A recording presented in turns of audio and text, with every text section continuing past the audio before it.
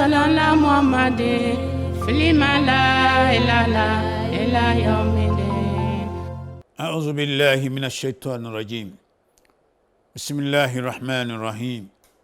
والصلاة والسلام على أشرف المرسلين وعلى آله وصحبه أجمعين. Fidèles téléspectateurs, assalamu alaikum wa rahmatullahi wa barakatuh. Nous sommes dans la suite de notre chapitre Mariam. Et la dernière fois, nous étions sur les successeurs des messagers. En effet, au verset 59, le Seigneur nous avons dit que après la génération des messagers, surtout de la dizaine dont il a été question, est venu aussi, par la suite des générations. Quel a été le problème de ces générations? C'est le fait d'avoir abandonné la prière. Et la prière, fidèles téléspectateurs, on ne cessera jamais de le dire, c'est l'identité du croyant. Et tous les messagers ont parlé de prière. C'est bon à savoir. Et surtout, avec Muhammad sallallahu alayhi wa sallam, la prière aussi a une place prépondérante. N'est pas musulman celui qui ne prie pas. Et musulman, bien sûr, celui qui prie. Mais quand nous parlons de prière, c'est surtout le respect de toutes les conditionnalités d'une prière musulmane. Mais le Seigneur a quand même ouvert la porte en disant ceux qui étaient dans cette faute, à cause bien sûr de leur passion, s'ils se repentent bien sûr, alors Dieu leur accorde le repentir. Et ensuite, non seulement ça, s'ils se repentent et ils croient en Dieu, ils font du bon travail, alors cela, Dieu leur promet le paradis. Et c'est de ce paradis, alors aujourd'hui, chers téléspectateurs, que nous allons parler. En effet, le paradis que le Seigneur promet à ses futurs habitants. Qu'est-ce que Dieu nous dit dans ce chapitre Mariam? Dieu dit Jannatina adini allati wa'ada ar-Rahman ibada bil ghayb innahu kana wa'duhu ma'tiyan. Au verset 61, il dit jardin du séjour éternel, c'est-à-dire le paradis donc, que le tout miséricordieux a promis à ses serviteurs. Donc, c'est une promesse de la part du Seigneur, ce jardin qu'est le paradis. Ensuite, et surtout ceux qui ont cru à l'invisible, car sa promesse arrivera sans nul doute. Pour que les croyants soient tranquilles, il n'y a pas de doute. Quand Dieu promet, Dieu le fait. Donc, le plus important pour nous, c'est de nous acquitter de nos devoirs vis-à-vis de notre Seigneur. Alors, parlant de ce paradis, que ce Dieu nous dit, La yasma'una fiha lagwan illa salama wa lahum rizquhum fiha bukratan wa ashiya. Alors, dans ce paradis, qu'est-ce qu'il y a? Dieu dit, où ils n'y entendent, c'est-à-dire, parlant des habitants donc du paradis, on n'y entend nulle parole insignifiante. C'est-à-dire, nulle parole futile. Ils vont entendre quand ils sont au paradis. Ensuite, seulement, qu'est-ce qu'ils vont entendre? Salam, c'est-à-dire paix. Et ce salam, il y a deux interprétations possibles. Soit la salutation que les anges leur adressent quand ils rentrent donc au paradis, ou alors entre eux-mêmes habitants du paradis, c'est le salam qui se lance entre eux. C'est pour cela que le verset dit bien La yasma'una fiha lagwan illa salaman. Ils n'entendront aucune parole futile. Et qu'est-ce qu'ils vont entendre? Illa salama. C'est-à-dire paix. Oui, cette salutation de paix, c'est ce qu'ils vont entendre dans ce paradis. Et ensuite, qu'est-ce que le Seigneur dit bien? وَلَهُمْ رِزْقُهُمْ فِيهَا بُكْرَةً وَعَشِيًّا. Ces habitants du paradis encore, qu'est-ce que le Seigneur leur dit? Et ils auront là leur nourriture matin et soir. Ça veut dire que là aussi c'est garanti. Car quel est le problème de l'homme généralement? L'homme craint pour sa nourriture du matin ou du soir. Or, dans le paradis, cela aussi est garanti. Mais même là aussi, les éléments vont jusqu'à nous dire, c'est quand on parle de matin et soir ici, c'est par rapport à notre vie d'ici-bas. Autrement dit, dans le paradis, et on ne parle plus de nuit ou bien de jour. C'est pareil à tout moment. Et c'est juste pour permettre à l'homme d'avoir une idée du bonheur que le Seigneur réserve. C'est pour cela que donc, il dit bien وَلَهُمْ رِزْقُهُمْ فِيهَا بُكْرَةً وَعَشِيًّا. Alors, non seulement ils n'entendront que des paroles de salam, cette salutation de paix de la part des anges, ou bien entre eux, et ils auront ensuite leur nourriture matin comme le soir. Cela est garanti. Chers frères et chères sœurs, ça vous dit donc qu'ils n'ont rien à craindre du point de vue de cela. Ensuite, qu'est-ce que Dieu nous dit? لا يسمعون فيها لغوا إلا سلاما ولهم رزقهم فيها بكرة وعشيا تلك الجنة التي نورثها من عبادنا من كان تقيا. Alors, verset 63 dit, voilà le paradis dont nous ferons hériter ceux de nos serviteurs qui auront été pieux. Ah, donc, la conditionnalité ici pour profiter de ce paradis, c'est la piété, c'est-à-dire la crainte de Dieu. Et on pourra également revenir dans un autre chapitre sur ce bonheur qu'il y a dans le paradis.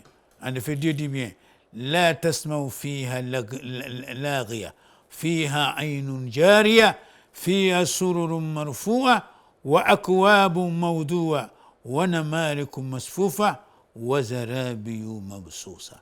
Oui, dans le chapitre 88, Dieu nous dit, à partir du verset 11, parlant de ce paradis, il dit un paradis dans un haut jardin où ils n'entendent aucune futilité.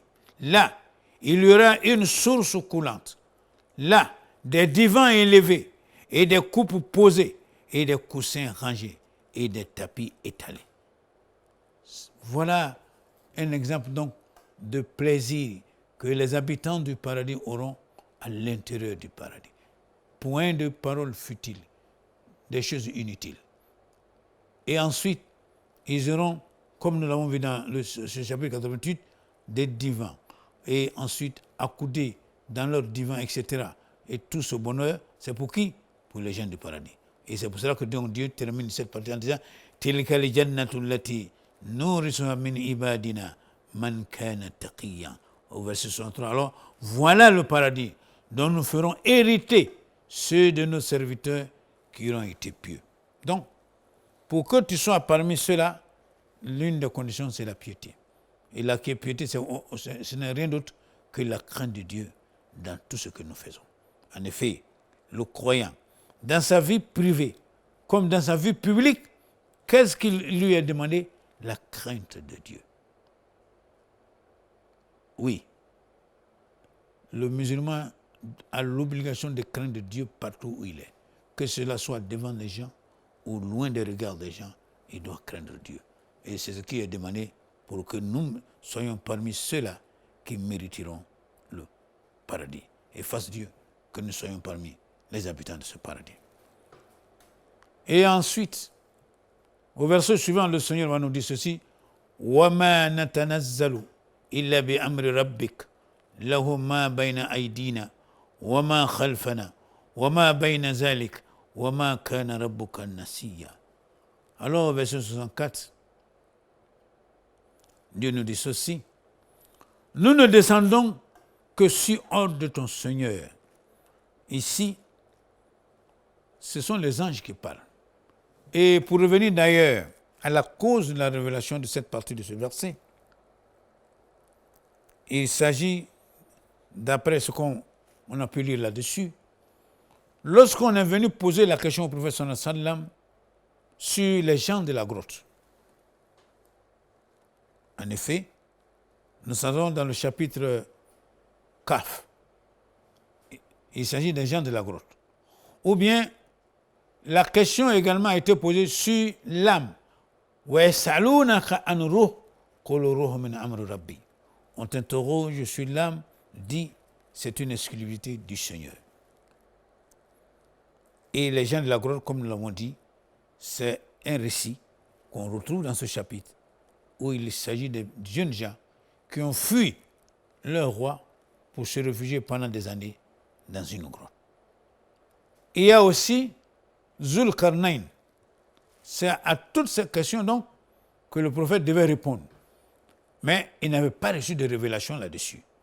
Et l'ange Jibril alayhi salam a mis du temps donc pour venir à la limite libérer le messager sur ces questions dont il n'avait pas encore de réponse. Et ainsi,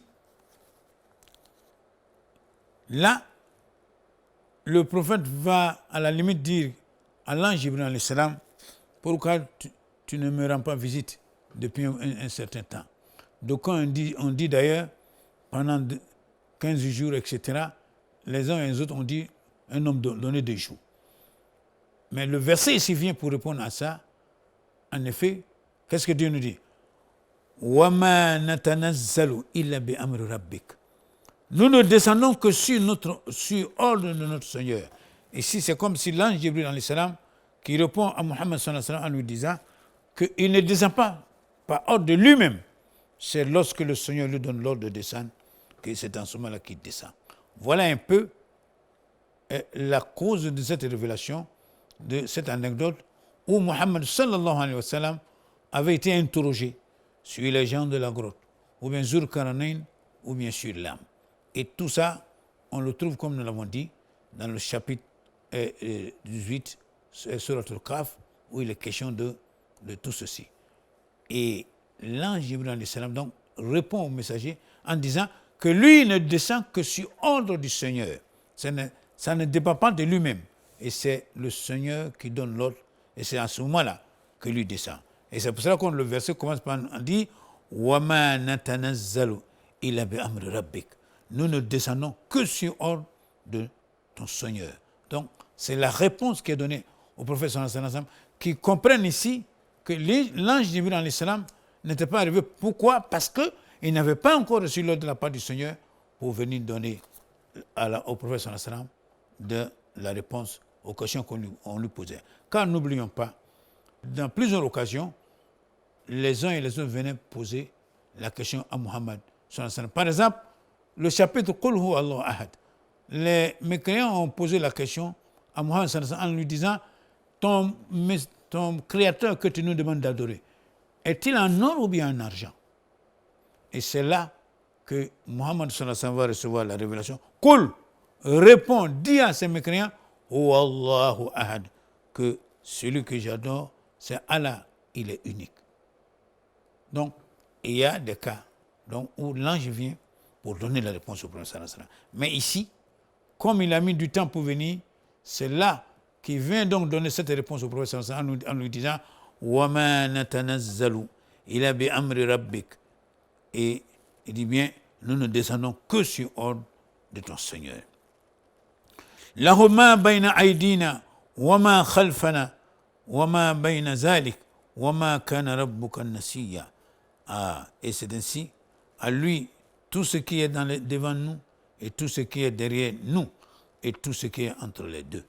Donc, c'est ce que l'ange répond au prophète sallallahu alayhi wa sallam, on dit bien, tout appartient à Dieu. Lahu ma fi samawati wa ma fil ard. Que ce soit dans les cieux, sur terre, tout ceci a un propriétaire, c'est bien le Seigneur des mondes, qui est Allah. Et c'est pour cela, ici donc, il dit bien, Lahu ma bayna aydina, wa ma khalfana, wa ma bayna zalik. Donc, tout ce qui est derrière nous, et tout ce qui est entre les deux, tout ça appartient au Seigneur. Et Wama kana rabbuka nasiya. Et ton Seigneur n'oublie rien. Donc, c'est bon de le savoir et pour que chacun soit situé à la matière. Et ainsi, le Seigneur continue en nous disant ceci Rabbus samawati wal ardi wama baynahuma fa'abduhu wastabiru li'ibadati hal ta'lam lahu samiyya. Au verset 65, Dieu continue à nous dire ceci il est le Seigneur des cieux et de la terre et de tout ce qui est entre eux. Une fois de plus, c'est à peu près ce qui a été déjà dit, que tout ce qui est entre les cieux et la terre appartient donc à Dieu. Et c'est bon de le savoir. Donc, il y a ce qui est dans les cieux, comme sur terre, Et entre les deux, ce qu'il existe également, tout ça, c'est la propriété de qui? C'est bien du Créateur, qui est notre Seigneur Allah. Fidèles téléspectateurs, nous sommes donc dans le cadre de l'émission de Tafsir, l'effort humain, pour comprendre la parole de Dieu.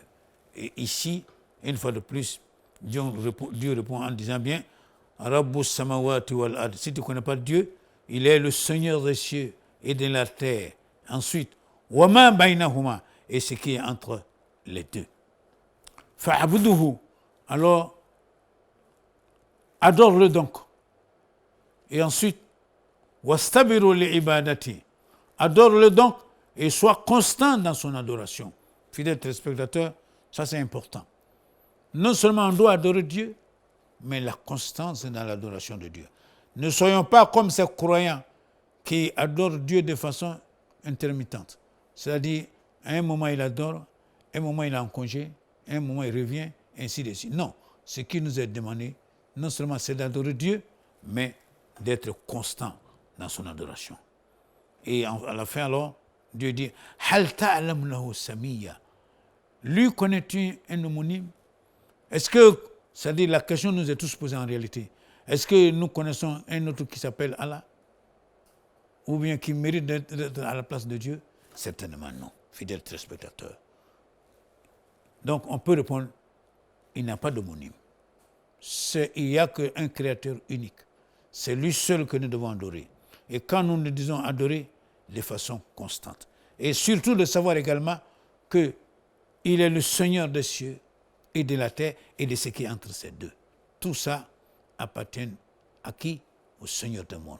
Et nous répondons aussi par dire qu'il n'y a pas d'homonyme. Il n'y a pas un autre créateur en dehors de lui. Et c'est ensuite que Dieu va nous dire « Wayakulu l'insanu ». Alors ici, Dieu s'adresse à l'homme de façon générale. Mais en particulier, ici, il s'agira du mécréant. En effet, qu'est-ce que Dieu dit? وَيَقُولُ الْإِنسَانُ أَإِذَا مَمِتُّ لَسَوْفَ أُخْرَجُ حَيًّا. En effet, dans ce verset 66, quelle est la question que l'homme pose? Et l'homme dit, une fois mort, me sortira-t-on vivant? Voilà l'éternelle question du mécréant, qu'on retrouve d'ailleurs dans beaucoup de versets du Saint-Coran. Car le mécréant n'a jamais cru que non seulement le Seigneur va lui redonner vie, et que Yawm al-Qiyamah sera possible. Et pour nous, musulmans d'ailleurs, il est bon de savoir que fait partie des piliers de l'islam la croyance en la résurrection.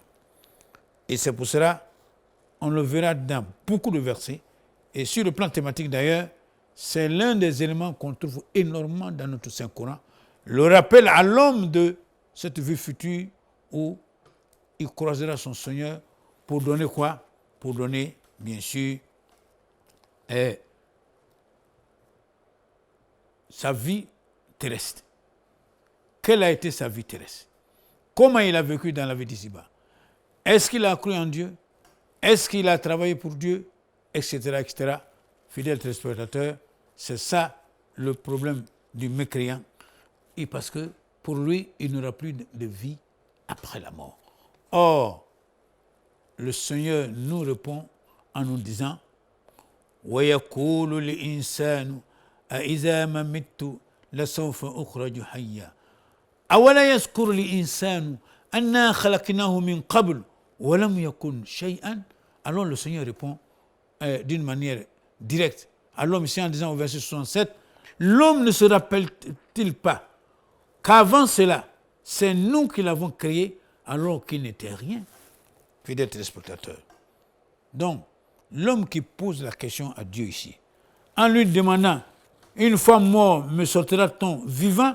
Alors Dieu lui retourne aussi la question en lui disant ceci, l'homme ne se rappelle-t-il pas qu'avant cela, c'est nous qui l'avons créé alors qu'il n'était rien? Oui. Toi, homme qui met en doute la possibilité pour la part du Seigneur de te recréer une deuxième fois, alors, comme dans d'autres versets, Dieu retourne la question à l'homme en disant Hal ata ala al-insan hinu min ad-dahr lam yakun shay'an mazkura. Est-ce que dans l'éternité du temps, l'homme ne s'est-il pas posé la question de savoir qu'il n'était même pas quelque chose de mentionné dans... En fait, oui. هل أتى على الإنسان حين من الدهر لم يكن شيئا مذكورا. Est-ce que dans l'éternité du temps, il était quelque chose de mentionné? Certainement non. C'est à peu près le même verset que le Seigneur donc reprend ici en nous disant, dit bien, أولا يذكر الإنسان أنا خلقناه من قبل ولم يكن شيئا. Alors au verset 67, Dieu dit bien, l'homme ne se rappelle-t-il pas qu'avant cela, c'est nous qui l'avons créé, alors qu'il n'était rien. Alors, celui-là qui t'a créé pour la première fois est tout à fait capable de te créer une deuxième fois. Et c'est ainsi, Dieu va nous dire, par exemple, dans Surat Yasin, أولم يرى الإنسان أنا خلقناه من نطفة فإذا هو خصيم مبين وضرب لنا مثلا ونسي خلقه قال من يحيي العظام وهي رميم قل يحييها الذي أنشأها أول مرة وهو بكل خلق عليم. En effet, dans Surat Yasin ici, Dieu nous dit au verset 77, l'homme ne voit-il pas que nous l'avons créé d'une goutte de sperme et le voilà devenu un adversaire déclaré. Ensuite, il cite pour nous un exemple, tandis qu'il oublie sa propre création. Il dit, qui va redonner la vie à des ossements une fois réduits en poussière? Dit, et c'est là la réponse encore une fois du Seigneur, dit, celui qui les a créés une première fois leur redonnera la vie. Et il se connaît parfaitement à toute création. Donc pour que l'homme soit tranquille, celui qui t'a créé la première fois est tout à fait capable de te recréer autant de fois qu'il le voudra d'ailleurs. Et c'est pour cela que nous disons ce thème donc de la vie après la mort revient énormément dans le Saint-Coran. Et cela est important pour que l'homme, parce que celui qui croit en la vie après la mort, forcément n'a pas la même conduite que celui qui pense qu'après la mort, qu'il n'y aura plus rien. Donc, c'est très important dans la foi du croyant, le fait de croire à une vie après la mort, que nous appelons d'ailleurs la résurrection. Nous aurons l'occasion donc de revenir en détail encore sur ces points importants de la foi du croyant. Et c'est pour cela que Dieu, ici, insiste en disant bien, il dit bien, فَوَرَبِّكَ لَنَحْشُرَنَّهُمْ وَشَيَاطِينَ ثُمَّ لَنُحَضِّرَنَّهُمْ حَوْلَ جَهَنَّمَ جِثِيًّا. Alors, au verset 68, Dieu dit, par ton Seigneur, assurément, nous les rassemblerons, eux et les diables, puis nous les placerons autour de l'enfer agenouillés. Donc, c'est encore une confirmation de tout ce qui est dit à travers le Coran à propos de la résurrection pour que l'homme soit tranquille. Celui qui t'a créé pour la première fois, Wallahi, sera capable de te créer une deuxième fois. Et il y a même un autre verset où on peut encore rappeler à l'homme, où Dieu dit أَوَلَيْسَ الَّذِي خَلَقَ السَّمَوَاتِ وَالْأَرْضِ بِقَادِرٍ عَلَىٰ أَنْ يَخْلُقَ مِثْلَهُمْ بَلَىٰ وَهُوَ الْخَلَّاقُ الْعَلِيمُ. À ce verset 81 du chapitre Yassine, Dieu dit bien, celui qui a créé les cieux et la terre ne sera-t-il pas capable de créer leur pareil? Oh, que si, il est le grand créateur, l'omniscient. Oui, celui qui a créé les cieux et la terre, Wallahi, est le grand créateur. Car, chers téléspectateurs, il suffit de regarder les cieux et la terre. Entre nous, les hommes et le ciel, quel est le plus compliqué? Et c'est pour cela que dans le même Coran, Dieu va nous dire la khalqu samawati wal ard akbar min khalqin nas, que la création des cieux et de la terre est plus extraordinaire que votre création, vous les hommes. Donc pour le Seigneur qui a été capable de créer ces cieux dont nous ne connaissons pas les limites, chers téléspectateurs, et surtout quand il nous dit qu'il en a créé sabwa samawatin tibaka, qu'il a créé sept cieux superposés. Nous avons vu ceci lorsque nous avons parlé de Surat al-Mulk. C'est pour dire une fois de plus à l'homme. Donc ici, le Seigneur rassure l'homme pour dire, il dit par ton Seigneur assurément, nous les rassemblerons, eux, et les shaitans, puis nous les placerons autour de l'enfer agenouillés. Pour vous dire la suite des événements qui viendront. Donc, pour rassurer une fois de plus l'homme que très certainement, il sera ressuscité. Non seulement il sera ressuscité, mais il passera devant le tribunal de Dieu. Et pourquoi? Pour rendre compte de sa vie terrestre. Et le croyant est convaincu que cela est tout à fait possible, car le Seigneur qui a créé les cieux et la terre est tout à fait capable de le recréer autant de fois qu'il le fera. Alors, c'est pour cela, une fois de plus, nous devons œuvrer pour que la rencontre avec le Seigneur soit notre meilleur jour, Inch'Allah. En espérant vous retrouver pour la suite de ce chapitre, nous vous disons Assalamu alaikum wa rahmatullah wa barakatuh. Allahumma salli ala Muhammadin fil mala ila yawmiddin. Allahumma salli ala Muhammadin fil mala ila yawmiddin.